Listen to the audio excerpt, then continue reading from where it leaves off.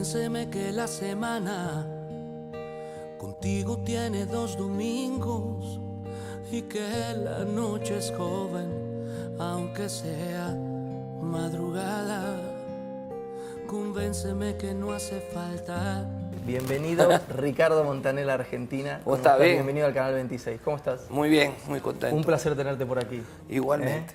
Bueno, Argentina, un país que lo visitas muy seguido. Muy seguido, pero no tanto como me gustaría. O sea, vengo menos de lo que mucha gente piensa. Por ejemplo, voy mucho a México. Colombia. Bueno, Colombia circunstancialmente el año pasado me tocó hacer un programa y me tuvo prácticamente 4 meses allá. Pero por ejemplo, a México voy 2 veces al mes por lo menos. Y, o sea, voy más a otros lados, ¿no?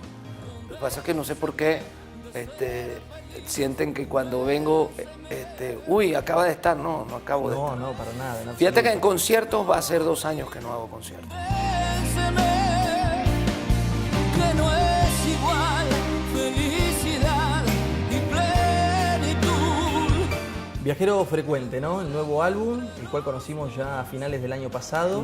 Te vimos en un video protagonizando. Hacía mucho que no estabas en primer Sí. plano en un video, ¿no? Sí, primera vez después de mucho tiempo. Aparte muy contento porque volvía yo a hacer un videoclip casi en simultáneo con 3 años y medio que no hacía disco ni tampoco hacía videoclip. Entonces, muy contento, quedó muy bueno. Ahora hemos hecho, después de ahí hicimos La Canción que Necesito, hicimos Time, hicimos La Gloria de Dios, que lleva más de 2 millones de vistas en YouTube ya. La gloria de Dios maneja mi vida. Ricardo, un disco que se gestó en muchos países, ¿no?